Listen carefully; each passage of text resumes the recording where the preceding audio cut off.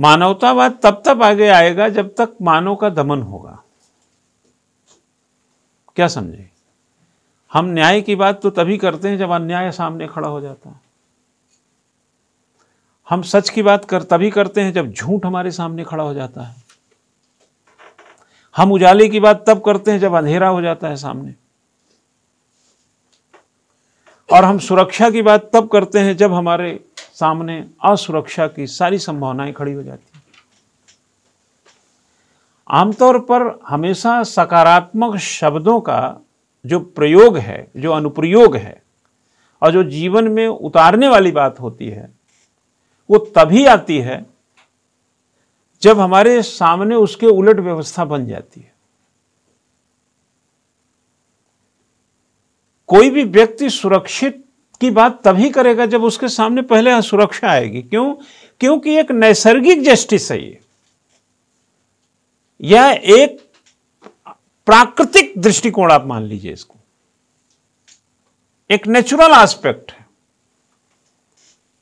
कि चाहे लड़का हो, लड़की हो, बूढ़ा हो, बड़ा हो, छोटा हो, मोटा हो, कुछ भी हो, उसको मालूम है कि मैं इस सड़क से उस गांव तक जाऊंगा, मैं जा सकता हूं।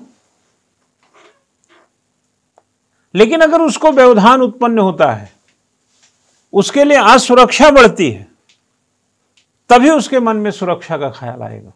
रात हो ना तो हमारी जो उंगलियां हैं ये बटन को, लाइट वाला बटन, ये स्विच को दबाएंगे ही नहीं। जैसे ही आपने गौर किया होगा कि कई लोगों को जब कमरे में प्रवेश करते हैं आप, और आपको मालूम अंधेरा है, तो सबसे पहले आप कमरा खोलते स्विच बटन दबाते हैं। लेकिन पहले से लाइट अगर जली हो तो, कमरा खोलते ही उजाला हो तो, जब अंधेरा आया ही नहीं तो हम उजाले की सोचेंगे ही नहीं। जब असुरक्षा होगा ही नहीं तो हम सुरक्षा सोचेंगे ही नहीं।